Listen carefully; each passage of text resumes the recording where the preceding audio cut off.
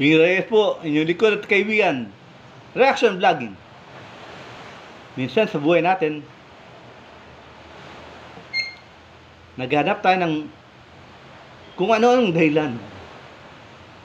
Bakit tayo ganito? Bakit tayo ganyan?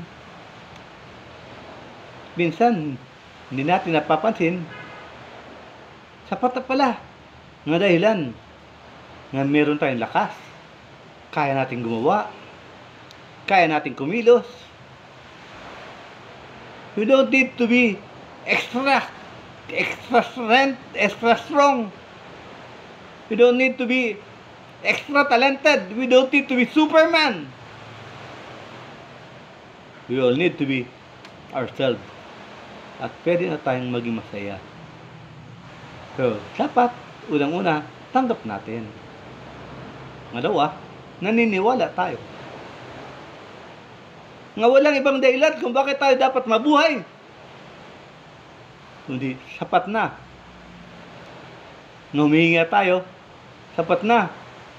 Nakakagalaw tayo, sapat na. Nakikita natin ang liwanag ng araw. At ang mga bituin na kumikinan sa kadiliman ng gabi. Sapat na yun. Para sabihin, maganda ang buhay. Sapat na yun. Para sabihin, meron ako mga kaibigan. Sapat na yun. Sapat na yun para ngumiti. Sapat na yun para magpasalamat. Huwag na maghanap ng special reason. Extraordinary. Special. Ano ba yan? Kung ano meron ka, yun. Special yun.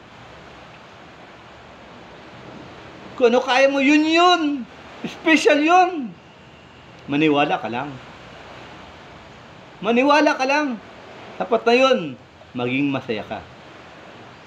Ibig sabihin, maniwala ka, tanggapin mo.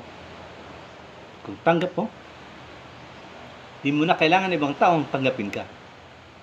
Dahil sa sarili mo, naniniwala ka, magiging masaya ka. Dito lang po. Maraming salamat. God bless us.